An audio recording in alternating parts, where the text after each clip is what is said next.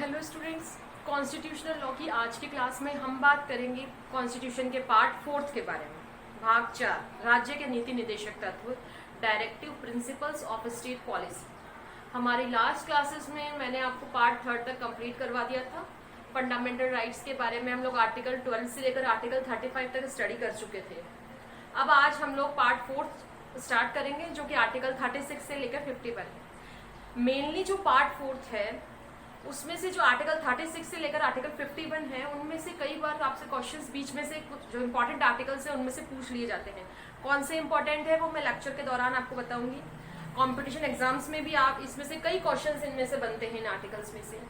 एक पार्ट तो ये हुआ इसका आर्टिकल 36 से लेकर 51 जो आपको पढ़ना होता है।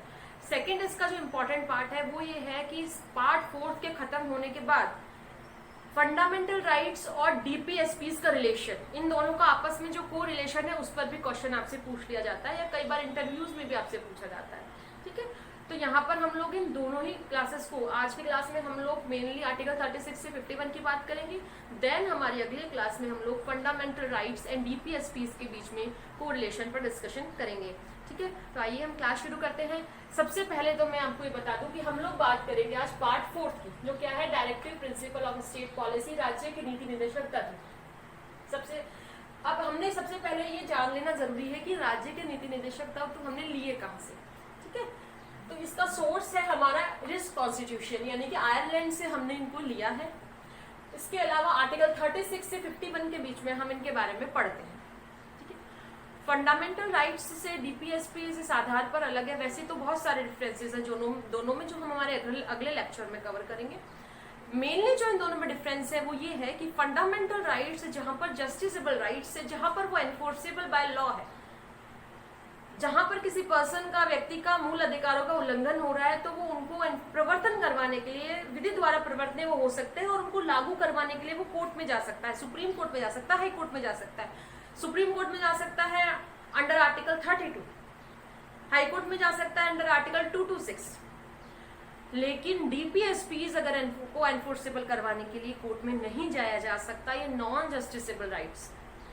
ठीक है, डीपीएसपीज कॉन्स्टिट्यूशन में क्यों डाले गए हैं? तो हमारा जो कॉन्स्टिट्यूशन है उसकी प्रेम्बल पर अगर हम नजर डालें या हमारे कॉन्स्टिट्यूशन के ऑब्जेक्ट पर हम नजर डालें, तो कॉन्स्टिट्यूशन का ऑब्जेक्ट है एस्टैब्लिशमेंट ऑफ वेलफेयर स्टेट, एक लोक कल्याणकारी राज्य की स्थापना जो सोशलिस्ट के साथ हो, यानी कि समाजवाद के साथ में हो, समाजवाद की स्थापना भी करता हो, लोक कल्याण भी करता हो। मेनली इन दोनों के एस्टैब्लिशमेंट के लिए काम करें। तो राज्य के ऊपर पार्ट 4 के द्वारा ये ड्यूटीज इम्पोज की गई है। स्टेट के को बताया गया है कि आपके ये कर्तव्य हैं। अब स्टेट को कहा गया है कि स्टेट जब भी कोई लॉ बनाए, कोई कानून बनाए, तो इन राज्य के नीति निदेशक तत्वों को देखे, इनको अपने कानूनों में डालने की कोशिश करे, ताकि एक वेलफेयर स्टेट, एक सोशलिस्ट स्टेट का सपना साकार हो सके। तो इस तरह से स्टेट का कर्तव्य हो जाता है कि वो जब भी कोई विधि, कोई लॉ बनाता है, तो वो इन डायरेक्टिव प्रिंसिपल्स की जो तस्वीर है वो उनमें झलकनी चाहिए। क्यों? ताकि लोक कल्याणकारी राज्य का सपना सच हो सके। ठीक है, तो इसलिए ये जो आपको आर्टिकल 36 से 51 जो डायरेक्टिव प्रिंसिपल्स बता रखे हैं, ये बात करते हैं राज्य के ऊपर कर्तव्य अधिरोपित कर रहे हैं कि राज्य अपने रूल्स रेगुलेशंस, अपने लॉज में इन सबको अपनाएगा। ठीक है, वहीं दूसरी तरफ बात ये है कि राज्य के ऊपर इन्हें छोड़ दिया गया कि एक बार तो राज्य इन सबको देखेगा, उसकी ड्यूटी है कि वो इन सबको फॉलो करे अपने लॉज में, बाय लॉज में। लेकिन अगर मान लीजिए राज्य के संसाधन इतने नहीं हैं और राज्य से कोई कुछ कर्तव्य, इनमें से कुछ नीति निदेशक तत्व कंप्लीट नहीं हो पाते हैं, तो भी उसको हम कोर्ट में चुनौती नहीं दे सकते। क्लियर हुई बात? इसी आधार पर ये फंडामेंटल राइट्स से अलग है नीति निदेशक तत्व। राज्य का केवल मार्गदर्शन करते हैं, राज्य का कह सकते हैं हम लोग इंस्ट्रक्शंस टू द स्टेट है, ये राज्य के लिए इंस्ट्रक्शंस दिए गए हैं, निर्देश दिए गए हैं कि राज्य इनको अपनाए। ठीक है, ताकि वेलफेयर स्टेट और सोशलिस्ट स्टेट का सपना पूरा हो सके। ठीक है, तो आइए हम लोग बात करते हैं, स्टार्ट करते हैं सबसे पहले आर्टिकल 36 के बारे में। आर्टिकल 36 केवल इतनी सी बात कहता है कि पार्ट 3 में जो आर्टिकल 12 में हमने स्टेट की डेफिनेशन पढ़ी थी, सेम वही डेफिनेशन कॉन्स्टिट्यूशन के इस पार्ट 4 पर भी अप्लाई होगी। मीन्स यहाँ जब जब भी मैं राज्य की बात करूंगी तो वो अनुच्छेद 12 में जो हमने राज्य की परिभाषा पढ़ी थी वो सेम यहाँ पर भी लागू होगी एज इट इज। ठीक है, इतनी सी बात आपको आर्टिकल 36 इसका इंट्रोडक्टरी आर्टिकल है, ये कहता है। फिर बात आती है आर्टिकल 37 की, जो बिल्कुल फंडामेंटल राइट से अलग कर देता है नीति निदेशक तत्वों को। ये कहता है कि डीपीएसपीज जो है वो एनफोर्सेबल बाय लॉ नहीं है, विधि द्वारा प्रवर्तन नहीं होंगे। अगर कुछ नीति निदेशक तत्व राज्य नहीं अपनाता या उनको फॉलो नहीं करता है, कुछ को करता है कुछ को नहीं करता है, या कहीं कुछ कमी भी रह जाती है, तो आप लॉ कोर्ट द्वारा उसे एनफोर्सेबल नहीं करवा सकते, लागू नहीं करवा सकते। दूसरा, आर्टिकल 37 साथ ही ड्यूटी इम्पोज कर देता है स्टेट्स के ऊपर कि वो जब अपनी गवर्नेंस चलाएंगे, जब वो अपना शासन चलाएंगे, तो वहां पर उस समय वो नीति निदेशक तत्वों को फॉलो करेंगे। ठीक है, तो राज्य का जो शासन है उनमें उनके मूलभूत तत्व भी हम इन नीति निदेशक तत्वों को कह सकते हैं। डॉक्टर BR अम्बेडकर ने राज्य के नीति निदेशक तत्वों को हमारे संविधान की अनोखी विशेषताएं कहा है। गवर्नेंस चलाने के लिए अति अनिवार्य तत्व है, विशिष्ट तत्व है गवर्नेंस चलाने के लिए। ठीक है, तो इस तरह से आर्टिकल 37 एक तरफ तो ड्यूटी इंपोज कर रहा है स्टेट के ऊपर और दूसरी तरफ इसको नॉट एनफोर्सेबल बाय लॉ बता रहा है। क्लियर। अब स्टार्ट होता है आर्टिकल 38 से एक एक करके नीति निदेशक तत्व हम देखेंगे। आर्टिकल 38 बात करता है लोक कल्याण की अभिवृद्धि की। राज्य की आर्टिकल 38 ये कहता है कि राज्य का ये कर्तव्य होगा कि वो ऐसी सामाजिक व्यवस्था बनाए, ठीक है, ऐसी सामाजिक व्यवस्था बनाए जिससे कि लोक कल्याण की अभिवृद्धि हो। लोक कल्याण means welfare of the state की बात करते हैं, वेलफेयर की बात करता है ये। ठीक है, तो जिससे लोगों का अधिक से अधिक लोक कल्याण हो, वेलफेयर ऑफ द स्टेट हो, उस तरीके से वो सामाजिक व्यवस्था बनाएगा।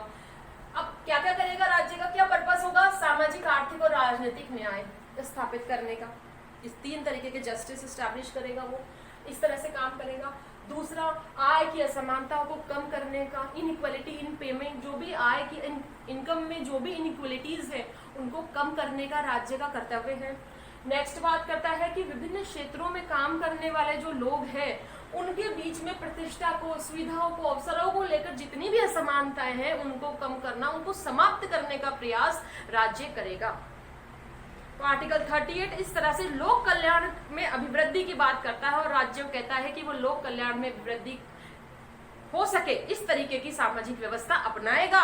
और उसके रास्ते बता दिए आपको, मेनली ये 3 इस तरीके के न्याय की व्यवस्था करेगा। तीनों प्रकार के न्याय जहां पर प्राप्त हो, सामाजिक, आर्थिक, राजनीतिक। इस तरीके आय की असमानताएं है जहां पर उनको खत्म करने के, कम करने के प्रयास करेगा। जहां पर प्रतिष्ठा, अवसर की, इनकी सुविधा, इनकी असमानताएं हैं उनको कम करने की कोशिश करेगा। इस तरह राज्य, कल्याणकारी राज्य की स्थापना सरकार करेगी। ठीक है, ये हुआ आर्टिकल 38।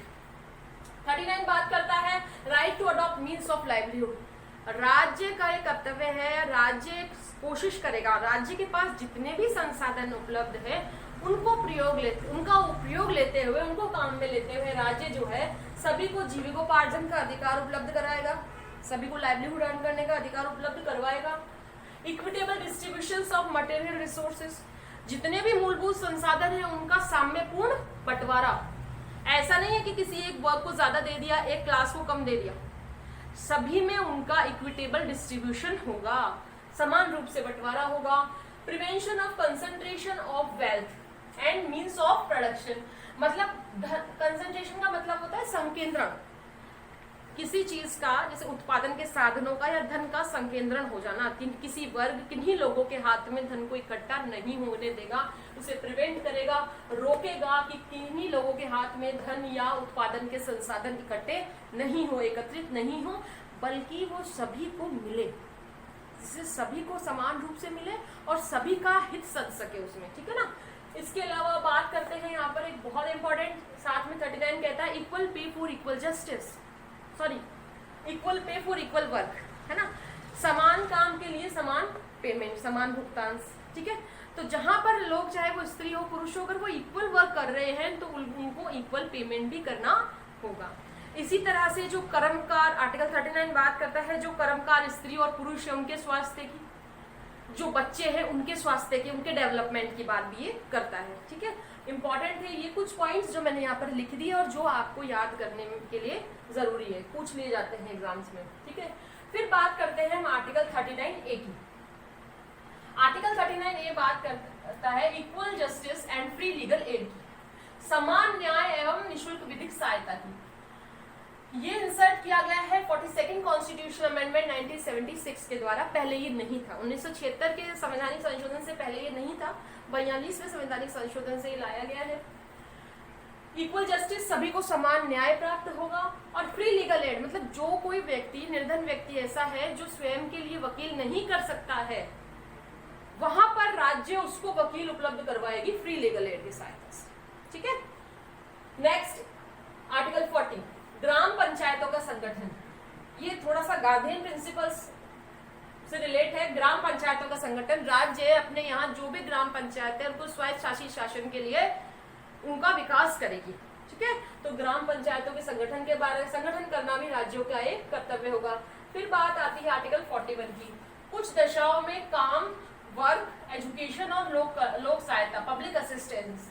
कुछ दशाओं में काम, शिक्षा और लोक सहायता पाने का अधिकार। अब कुछ दशाओं में, कुछ दशाओं का मतलब है अनएम्प्लॉयमेंट की बात कर ले, हम सिकनेस की बात कर ले, ओल्ड एज कंडीशन की बात कर ले, या किसी प्रकार की निर्योग्यता या डिसेबिलिटी की बात कर ले।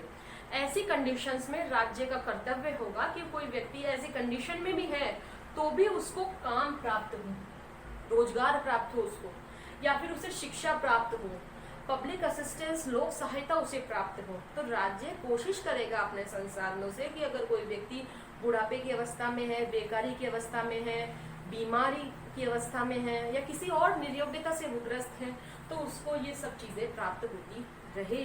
ये राज्य का कर्तव्य है कि वो इस प्रकार की व्यवस्था अपने राज्य में बनाए। ठीक है। या इस प्रकार की स्कीम्स वो लेकर आए, इस प्रकार के नियम वो बनाए, इस प्रकार के कानून वो लेकर आए ताकि उन सबको ये प्राप्त हो सके। नेक्स्ट 42 काम की न्याय संगत मानवोचित दशाएं, ये हम बाद में डिस्कस करते हैं। देखिए, काम की वर्किंग प्लेस पर काम की जस्टिसेबल जो है, न्याय संगत और मानवोचित दशा है, लाइक ह्यूमन बीइंग। तो जैसा कोई, जब बहुत सारे वर्कर्स, लेबर्स जो काम करते हैं फैक्ट्रीज में, इंडस्ट्रीज में, उनको काम की उचित दशाएं मिले, इस बात को सुनिश्चित करे राज्य, ऐसी विधि बनाए। ठीक है। और प्रसूति सहायता, मैटरनिटी रिलीफ से संबंधित भी कुछ लॉज बनाए, क्योंकि देखिए वुमेन्स भी जॉब करती है, वो भी एम्प्लॉयमेंट में रहती है, तो उस समय जो वुमेन्स जो मैटरनिटी, जिनको रिलीफ चाहिए, उनको मैटरनिटी रिलीफ भी दे। ठीक है ना। इसके बहुत सारे एग्जाम्पल्स हमें लेबर लॉज में मिलते हैं। ठीक है ना। लेबर्स के जो इंटरेस्ट में बनाए गए जितने भी कानून है वो यहाँ से प्रेरित होकर बनाए जाते हैं। ठीक है। फिर बात करते हैं 43 आर्टिकल 43 बात करता है कर्मकारों के लिए निर्वाह मजदूरी, यानी कि लिविंग वेजेस, शिष्ट जीवन स्तर, सामाजिक और सांस्कृतिक अवसर आदि की उपलब्धता। देखिए, राज्य का एक कर्तव्य होगा कि जो भी वर्कर्स है उनकी मजदूरी, निर्वाह मजदूरी, मतलब इतनी मजदूरी तो हुई कि भैया उनको वो अपना इजीली वो अपनी लाइफ स्पेंड कर सके। तो निर्वाह मजदूरी, उनको लिविंग वेजेस देना, मतलब जीने योग्य, भाई वो अपने भोजन, मूलभूत आवश्यकताओं की वो पूर्ति कर सके। ठीक है। तो उनकी लिविंग वेजेस के संबंध में, उनका जो लिविंग स्टैंडर्ड है उसको अच्छा बनाने के संबंध में प्रयास करें, सामाजिक और सांस्कृतिक उनको अवसर प्रदान करें। इस तरह से राज्य का ये कर्तव्य होता है कि राज्य कर्मकारों के संबंध में ऐसी विधि बनाए। दोनों ही इसी से संबंधित हो गई। अब बात करते हैं 43A। 43 ये बात करता है उद्योगों के प्रबंध में कर्मकारों की भागीदारी, वर्कर्स का क्या पार्टिसिपेशन है इंडस्ट्रीज के मैनेजमेंट में, उसके बारे में बात करता है आर्टिकल 43, जो भी 42nd कॉन्स्टिट्यूशन अमेंडमेंट 1976 द्वारा इंसर्ट किया गया है। ठीक है। पहले ये नहीं था। अब आगे चूंकि विकास जरूरी भी है ना, और विकास तभी होगा, ऐसा नहीं है कि केवल एम्प्लॉयर्स ही एम्प्लॉयर्स की बात चले, एम्प्लॉयज को भी सुना जाना चाहिए, वर्कर्स को, कर्मकारों को भी सुना जाना चाहिए, प्रबंध में उनकी भी भागीदारी होनी चाहिए। तो उनकी भागीदारी को सुनिश्चित करने के लिए ये आर्टिकल लाया गया। ठीक है। राज्य कोशिश करेगा कि उद्योगों के प्रबंध में कहीं कर्मकारों की भागीदारी हो, वो अपनी तरफ से अपनी बात कहने के लिए भी अपने लोगों को रखे। 43B जो है सहकारी समितियों का विकास, जो कोऑपरेटिव सोसाइटीज है उनके डेवलपमेंट और उनके प्रमोशन के बारे में राज्य जो है वो प्रयास करेगा। जितने राज्य के पास संसाधन उपलब्ध है उनको काम में लेते हुए राज्य कोऑपरेटिव सोसाइटी में आपस में कॉपरेशन करेगा। दूसरी बात कि वो उनके प्रमोशन के लिए भी बहुत सारी योजनाएं बनाएगा और काम करेगा। ये आपका जो 43B है वो 97 कॉन्स्टिट्यूशनल अमेंडमेंट 2011 से डाला गया है, इसमें इंसर्ट हुआ है। फिर आर्टिकल 44 की हम बात करते हैं, समान नागरिक संहिता या समान सिविल संहिता, यूनिफॉर्म सिविल कोड। सभी नागरिकों के लिए राज्य प्रयास करेगा कि सभी नागरिकों के लिए एक समान नागरिक संहिता। Sarla Mudgal versus union of India के बाद की बात करें तो उस केस में 1995 का था वो, उस केस में जो है सुप्रीम कोर्ट ने गवर्नमेंट को बहुत सारे डायरेक्शंस दिए थे कि राज्य इस संबंध में प्रयास करे कि वो सभी नागरिकों के लिए एक सिविल संहिता लेकर आए। ठीक है, फिर बात करते हैं हम आर्टिकल 45 की, जो बात करता है अर्ली चाइल्डहुड केयर की, शैशवावस्था में बच्चों की देखरेख और एजुकेशन की, 6 वर्ष तक के बच्चों की शिक्षा के संबंध में राज्य का कर्तव्य होगा कि राज्य अर्ली चाइल्डहुड केयर के बारे में और अप टू 6 इयर्स जो बच्चे हैं, चाइल्ड है, उसकी एजुकेशन के बारे में व्यवस्था करें। ये भी आपका 86 कॉन्स्टिट्यूशनल अमेंडमेंट 2002 द्वारा डाला गया था। फिर बात करते हैं हम लोग आर्टिकल 46 के बारे में, जो बात करते हैं एससीज, STs and other weaker sections के एजुकेशनल और इकोनॉमिकली इंटरेस्ट में वृद्धि की। यहाँ पर जितने भी राज्य का एक कर्तव्य है कि अनुसूचित जातियों, अनुसूचित जनजातियों और अन्य जो भी समाज के कमजोर वर्ग हैं, उनके शिक्षा और अर्थ संबंधी हितों की अभिवृद्धि का प्रयास राज्य करेगा, उनको पिछड़ने नहीं देगा, कैसे ना कैसे उनको भी लेवल पे वो लेकर आएगा, ऐसी योजनाएं बनाएगा, ऐसी वैकेंसीज निकालेगा, ऐसी शिक्षा के संबंध में काम करेगा ताकि उन लोगों के इंटरेस्ट में भी प्रमोशन हो सके, उन लोगों के हितों में भी अभिवृद्धि हो सके। हित यहाँ पर दोनों प्रकार के हो गए, एजुकेशनल और इकोनॉमिकली। ठीक है, फिर बात करते हैं आर्टिकल 47 के बारे में, ये हमारे हो चुके। Raise the level of nutrition, राज्य का कर्तव्य होगा कि वो पोषण के स्तर को की अभिवृद्धि करे और स्टैंडर्ड ऑफ लिविंग, ठीक है, इसके अलावा वो जीवन स्तर की अभिवृद्धि करे और इम्प्रूव पब्लिक हेल्थ, लोक स्वास्थ्य में सुधार लाए। ऐसी योजनाएं बनाए, राज्य के ऊपर ड्यूटी डाली गई है कि जब भी वो लॉ बनाए तो उसका एक कर्तव्य होगा कि ऐसी योजनाएं बनाए जिससे कि पोषण जो पोषाहार स्तर है उसमें डेवलपमेंट हो, लिविंग ऑफ स्टैंडर्ड बड़े लोगों का, साथ के साथ इम्प्रूव पब्लिक हेल्थ यानी कि लोक स्वास्थ्य को इम्प्रूव किया जा सके। फिर बात आती है 48 की, जो बात करता है organisation of agriculture and animal husbandry के बारे में, कृषि और पशुपालन क्षेत्र जो है क्षेत्र, उनके संगठन के बारे में। तो राज्य का ये कर्तव्य है कि वो कृषि और पशुपालन क्षेत्र का संगठन के संबंध में प्रयास करे और उनकी अभिवृद्धि करे। जो मिल्क कैटल्स है या जो भी जिनसे कि पशुपालन से संबंधित जो भी है, उन लोगों का विकास करे, उन लोगों को बीमारियां आदि वगैरह ना हो इसके प्रयास करे, ऐसी विधि बनाए। फिर article 48A, improvement of environment. एक तो आर्टिकल 48A बहुत इंपॉर्टेंट है जो एनवायरमेंट के संबंध में है ना, यहाँ से बीच में से पूछ लिया जाता है आपसे, अभी मैं इंपॉर्टेंट भी बता दूंगी इसमें से आपको। इम्प्रूवमेंट ऑफ एनवायरमेंट, पर्यावरण में सुधार संबंधी कार्य, राज्य ऐसा कार्य करे जिससे पर्यावरण में सुधार हो, plus protection of wild life and forest, और वाइल्ड लाइफ हो चाहे वन्य जीव हो, जंगल हो, इनकी सुरक्षा के संबंध में राज्य कार्य करे। ठीक है, ये जो आपका है ये भी 42nd कॉन्स्टिट्यूशनल अमेंडमेंट 1976 से इंसर्ट किया गया। क्लियर। फिर बात आती है 49 की, जो बात करता है प्रोटेक्शन ऑफ मॉन्यूमेंट्स एक्सेट्रा, जो भी मॉन्यूमेंट्स है या नेशनल जो भी बिल्डिंग्स है ना, राष्ट्रीय स्मारक है, वस्तुएं हैं, कुछ भी जो स्थान है राष्ट्रीय, उनकी देखरेख के संबंध में भी, उनकी देखभाल के संबंध में, अगर वो जर्जर अवस्था में है, उनको कुछ नुकसान हो गया है, क्षतिग्रस्त हो गए हैं, तो उनको ठीक करवाने का कार्य किसका है? राज्य का है। तो इस तरह से राज्य उनके प्रोटेक्शन के कार्य करेगा। फिर आर्टिकल 50 की बात करते हैं हम लोग, separation of judiciary from executive, यानी कि न्यायपालिका का कार्यपालिका से पृथककरण। तो कौन बात कर रहा है? ये आर्टिकल अलग से एग्जाम से पूछा जाता है आपसे।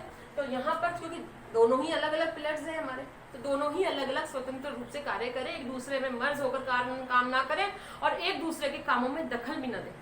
तो इस तरह से जुडिशरी को सेपरेट रखना किसका पर्पज है? राज्य के ऊपर कर्तव्य डाला गया है कि वो न्यायपालिका से कार्यपालिका का पृथक्करण ही रखे, दोनों अपने अपने क्षेत्र में इंडिपेंडेंटली वर्क करें। फिर बात आती है आर्टिकल 51 की, जो इंटरनेशनल पीस एंड सिक्योरिटी की बात करता है। अंतर्राष्ट्रीय शांति और सुरक्षा की अभिवृद्धि में राज्यों का ये कर्तव्य है कि राज्य अंतर्राष्ट्रीय शांति और सुरक्षा को बढ़ावा देगा। अंतर्राष्ट्रीय शांति और सुरक्षा को बढ़ावा देने से संबंधित जितने भी जैसे इंटरनेशनल ट्रीटीज हैं उनका सम्मान करेगा। कोई इंटरनेशनल डिस्प्यूट्स है उनको आर्बिट्रेशन के थ्रू हल करवाने की कोशिश करेगा, ठीक है, और जो भी इंटरनेशनल रिलेशंस हैं उनका सम्मान करेगा, ठीक है। तो इस तरह से आर्टिकल 36 से लेकर आर्टिकल 51 जो हमने पढ़े वो बात करते हैं राज्य के ऊपर अधिरोपित कर्तव्य की, दायित्व की, कि राज्य इन्हें अपनी विधियों में अपनाएगा ही अपनाएगा, ठीक है। बट ये नॉट एनफोर्सेबल है, ये बाय कोर्ट है, ये हमें ध्यान रखना है। आप विधि द्वारा इसका प्रवर्तन, न्यायालय द्वारा इसका प्रवर्तन नहीं करवा सकते जैसे फंडामेंटल राइट्स का करवा सकते। अब मैं कुछ इंपॉर्टेंट आप लोगों को इसमें से बता दूं, जनरली जहां से क्वेश्चंस आते हैं आप लोगों के, तो सबसे पहले बात आती है आर्टिकल 39 की। आर्टिकल 39 में जैसे equal pay for equal work की बात है, तो आप आर्टिकल 39 का ध्यान रखें। जैसे मैंने इंपॉर्टेंट चीजें यहाँ पर लिखी, इनको आप माइंड में रखें। इस पर एक्चुअल में क्वेश्चंस पूछे जाते हैं आपसे। 39A पर आपसे क्वेश्चंस पूछा जाता है, ठीक है। मैटरनिटी रिलीफ जब भी आती है वुमेन से संबंधित कि वुमेन्स को क्या क्या राइट्स है इस तरह से, तो आपसे आर्टिकल 48 भी उसका एक पार्ट है वुमेन राइट्स का, ठीक है। फिर उसके बाद में हम लोग बात करें कि लिविंग वेजेस के बारे में आपसे क्वेश्चन पूछा जाता है। 43A उद्योगों के प्रबंध में कर्मकारों की भागीदारी के बारे में आपसे पूछ लिया जाता है। सहकारी समितियों के बारे में क्वेश्चन आ जाता है। यूनिफॉर्म सिविल कोड में आपको आर्टिकल पूछ लिया जाता है, ठीक है। फिर उसके बाद में बात आती है कि एजुकेशन से संबंधित व्यवस्थाएं कहाँ कहाँ है, तो जैसे हम लोगों ने आर्टिकल 21A के बारे में बात करी थी, है ना, उसी तरह से ये भी तभी जोड़ा गया 86 कॉन्स्टिट्यूशन अमेंडमेंट। ये भी आपसे इनको अमेंडमेंट्स को लेकर यहाँ पे जनरल क्वेश्चंस पूछ लिए जाते हैं आपसे ना इनमें। फिर बात आती है आपकी एनवायरमेंट से संबंधित 48A की, इस पे क्वेश्चन पूछ लिया जाता है आपसे। फिर यहाँ पर separation of judiciary from executive, article 50 पे क्वेश्चन पूछ लिया जाता है। और इंटरनेशनल ये सिक्योरिटी और प्रोटेक्शन पर आपसे क्वेश्चन पूछ लिया जाता है, इंटरनेशनल पीस एंड सिक्योरिटी के संबंध में। तो कुछ ही इंपॉर्टेंट आर्टिकल्स आपके थे जिन पर आपका फोकस करना जरूरी है। बाकी इसमें आपके LLB के एग्जाम के पॉइंट ऑफ व्यू से तो एक बार आप सारा ही रीड आउट करके जाएंगे, ठीक है। तो ये बात हुई हमारे पार्ट 4 की। अगली क्लास में हम लोग बात करेंगे relationship between fundamental rights and DPSP। तब तक thank you all of you, stay home, stay safe.